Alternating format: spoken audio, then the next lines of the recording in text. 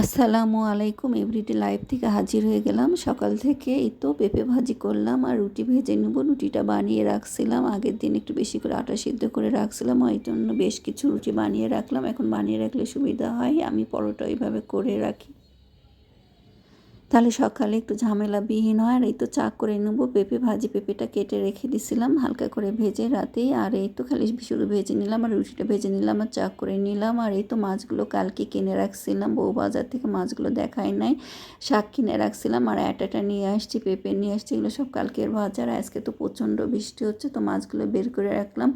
অনেকটা বেলা হয়ে গেছে, এখনও খালা আসার খবর নেই। তো শাকটাও পানিতে ভেজে রাখছি, আমি শাক সাধারণত পানিতে একটু ভিজিয়ে রাখি। আর এটা আটা আনছিলাম, তো আমি মাছ কাটতে শুরু করছি।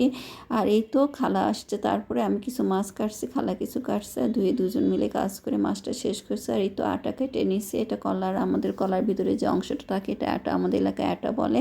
তো এটা এই যে মরিচ, কাঁচামরিচ, পেঁয়াজ দিয়ে জিরা ফোড়ন দিয়ে ভাজি উঠে দিলাম, কিচ্ছুই দিব না, হালকা। এটাতে ঝাল বেশি হলে ভালো লাগে না, এটা কিন্তু খেতে ভালো লাগে। আর এটার মধ্যে চিংড়ি মাছ দিলেও মজা লাগে। তো ভেজে নিলাম, একটু তেল তেল করে ভাজলে অনেক মজা লাগে। আমি একটু হালকা হলুদ দিছি, দেখে কালারটা এরকম আসছে। আর এখানেই তো শাকটা, সবুজ শাকটা ঝুরি করে কেটে নিছি, রসুন দিলাম, পেঁয়াজ দিলাম, কাঁচামরিচ দিয়ে ভেজে নেব।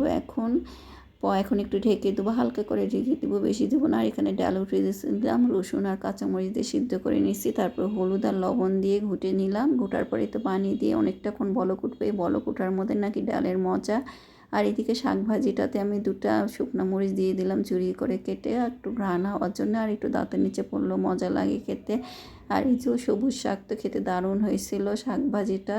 আর এদিকে আমি ডাল বাগার দিয়ে দেবো, ডাল বলক উঠে গেছে, আর শাক ভাজি হয়ে গেলে নামিয়ে ফেলবো। আর এখন ডাল বাগার দিব, ডালে তো রসুন দিই না এখনও, পেঁয়াজ দিলাম আর এই তেল দিয়ে দিলাম। এই তো এখন রসুন দিব, কারণ রসুন আগে দিলে পুড়ে যায়।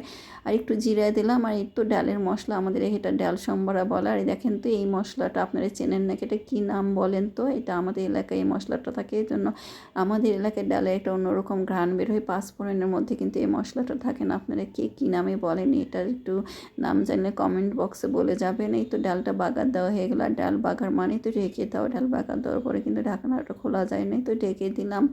আর এইদিকে চচ্চড়ি, ছোটো মাছের চচ্চড়ি করবো, আলুটা কেটে নিয়েছিলাম। এই তো পেঁয়াজ দিয়ে দিলাম, কাঁচামরিচ দিয়ে দিলাম, আর আদা রসুন জিরা বাটা, লবণ, হলুদের গুঁড়া, হালকা মরিচের গুঁড়া দিয়ে দিলাম। আর তেল দিয়ে, তেলটা একটু বেশিই লাগে, তেল দিয়ে একটু ভালো করে মেখে নিব। আমার যেহেতু নখটা কেটে গেছে, আটা কাটার সময় আটাটা অনেক শক্ত ছিল, আশ্বাস ছিল। তো কেনা আটা এরকমই হয়, গাছের থাকলে। আমাদের এলাকায় কিন্তু বিচি কলার গাছ অনেক ছিল, যেটা আটা কলা বলে, এখনও আছে। ওই কলার কিন্তু আটাগুলো অনেক মজা, ভাজি বলেন, চচ্চড়ি বলেন, সব কিছু খেতেই ভালো লাগে। আর এই তো মাছটা মেখে দিলাম, নখটা উপর করে দিয়েই মেখে দিলাম। এখন করার কিছু নেই, আমরা মহিলা মানুষ যতই হাত পা কাটুক, আমরা তো আর বসে থেকে খেতে পারি না। আমাদের কাজগুলো আমাদের করতে হয়, ওই জন্য যত্ন সহকারে কাজ করতে হয়, হাত পা যেন না ক্ষতি করে।